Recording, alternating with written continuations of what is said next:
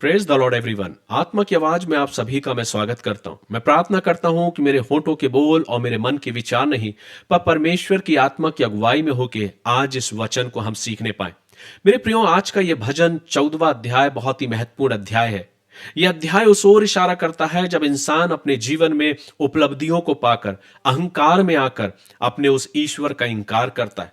आइए, ये वचन मुझसे और आपसे क्या कुछ कहना चाहता है, और इसलिए आज भजन 14वें अध्याय का जो मैंने टॉपिक लिया है, विषय है वो ये कि इंसान स्मार्ट बन गया लेकिन समझदार नहीं। मेरे प्रियो, वास्तविक रीति से अगर इस बात को मैं कहूं तो यह अतिशयोक्ति नहीं होगी कि बेशक इंसान बहुत स्मार्ट बन गया और हर कोई स्मार्ट बनना चाह रहा है। आज के इस आधुनिक युग में इंसान स्मार्ट अपने आप को दिखाना भी चाहता है। जब इंसान स्मार्ट बन जाता है लेकिन अगर समझदार नहीं, तो ये मेरे और आपके लिए कितने मायने रखता है, ये आज मुझे और आपको सोचना है। मैं ऐसा क्यों कह रहा हूं मेरे प्रियो? आज इंसान चांद तक पहुंच चुका है और ना जाने कहां और पहुंचने की बात कर रहा है। इंसान अपने जीवन में एआई को बना लिया है। हर जवाब को वो गूगल पर सर्च करता है और सारे जवाब उसे गूगल पर मिल जाते हैं।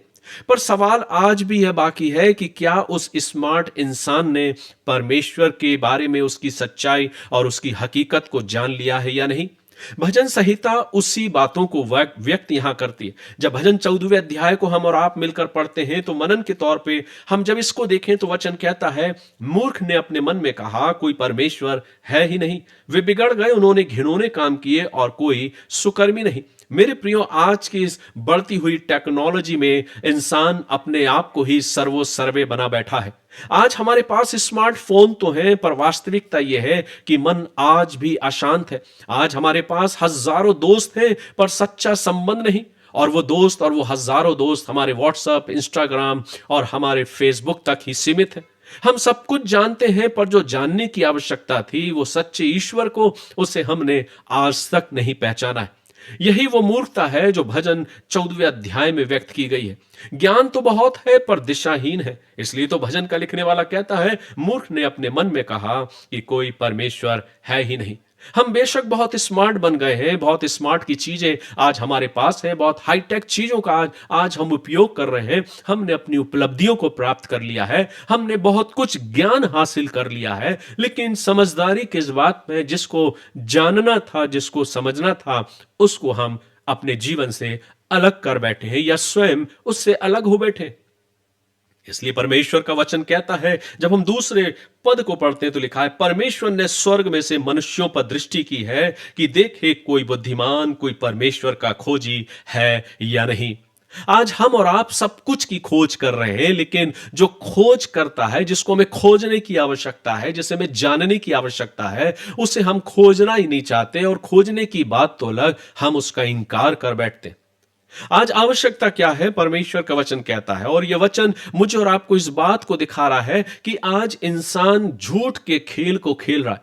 आज के इस आधुनिक युग में आपको छल और ना जाने क्या कुछ देखने को मिलेगा, लेकिन हकीकत यह है कि इंसान को जिस सच्चाई के मार्ग पर चलना है और जिस सच्चाई के मार्ग में चलने के लिए परमेश्वर मेरी और आपकी अगुवाई करता है, उस मार्ग से ना जाने कितने ऐसे लोग हैं जो विहीन हो चुके हैं और अपने आप को अलग कर देना चाहते हैं। हर कोई इस आधुनिक युग में बड़ा दिखना चाहता है, अपने आप को बड़ा प्रदर्शित करना चाहता है, लेकिन वो भूल जाता है कि तुमसे भी बड़ा कोई और है जो स्वर्ग से तुम्हारी ओर अपनी दृष्टि को किए हुए है। आज हर इंसान अपने आप को स्मार्ट बनाकर, अपनी उपलब्धियों को अर्जित करके, अपने ज्ञान का ढिंडोरा पीट के कई बार ये व्यक्त करना चाहता है कि वो हर इंसानों से अलग है, वो ज्यादा अधिक स्मार्ट है। लेकिन वास्तविकता क्या है? परमेश्वर का वचन मुझसे और आपसे ये कहता है कि वो परमेश्वर स्वर्ग से मनुष्यों पर दृष्टि करता है कि देखे कोई बुद्धिमान है या नहीं। मैं ऐसी बात क्यों आपसे कर रहा हूं? क्योंकि आज वही इंसान जो अपने आप को स्मार्ट कहता है, वो उस ईश्वर का जिसने मुझे और आपको जीवन दिया है, वो उसका इंकार करने से पीछे नहीं हटता।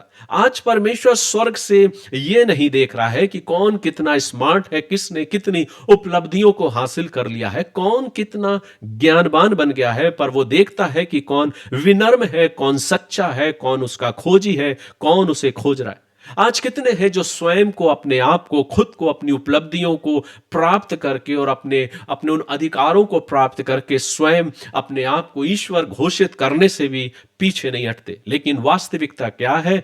हकीकत यह है कि हम आज भी उतने स्मार्ट नहीं बन पाए कि हम अपने जीवन में अपने आप को कह सकें कि हम बहुत स्मार्ट हैं। परमेश्वर का वचन यही तो बताता है। परमेश्वर का वचन ये बता रहा है कि वो परमेश्वर जानता है कि कौन झूठ से खेल रहा है, तो फिर तुम और हम उस परमेश्वर को धोखा नहीं दे सकते।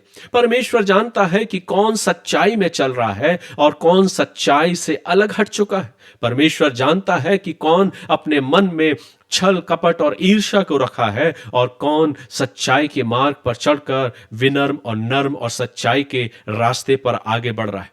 परमेश्वर जानता है कि कौन सही जीवन को व्यतीत कर। वह यह नहीं देखता कि कौन ने उपलब्धियों को पाया है, कौन कितना स्मार्ट हो गया, लेकिन वो देखता है कौन विनम्र और सच्चा है और जिसके मन में उस ईश्वर के प्रति डर और भाव है। सो मेरे प्रियो, जब इस भजन को हम आगे पढ़ते हैं तो प्रभु का वचन मुझे और आपको इस बात को कहता है कि वो परमेश्वर जो मेरे और आपके जीवन को देखता है, वो उस झूठे जीवन को पसंद नहीं करता, वो इस दिखावटी जीवन को पसंद नहीं करता जो अक्सर हम दुनिया में अपने आप को फैलाना चाहते हैं, प्रदर्शित करना चाहते हैं। लेकिन वो प्रसन्न होता है एक ऐसे इंसान से, एक ऐसे जीवन से जो उसके डर और भय में अपने जीवन को विनम्रता के साथ व्यतीत करता है।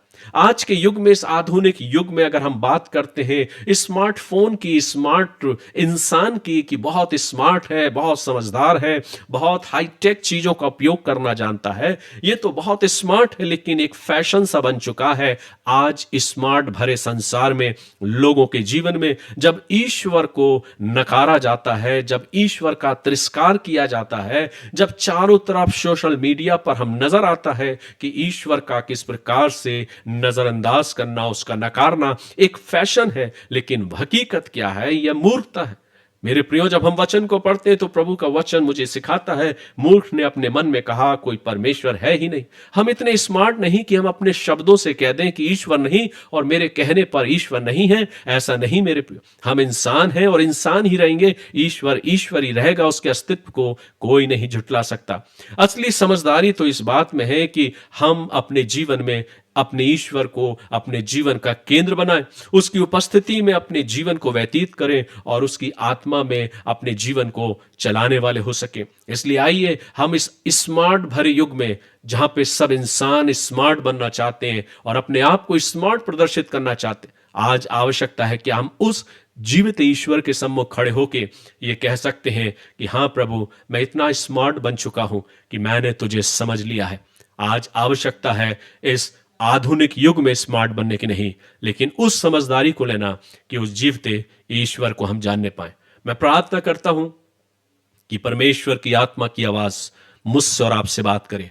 पवित्र आत्मा मेरे दिलों को और मेरे मनों को खोले कि हम परमेश्वर के इस वचन को सांसारिक ज्ञान के आधार पर नहीं, लेकिन परमेश्वर की आत्मा की अगुवाई में पहचानने पाए। प्रभु आप सभी को आशीष दे। हम कल फिर मुलाकात करेंगे, तब तक अपना ख्याल रखें। प्रभु के वचन में और इस वचन की रोशनी में अपने जीवन को व्यतीत करें। God bless you. प्रभु आप सभी को आशीष दे।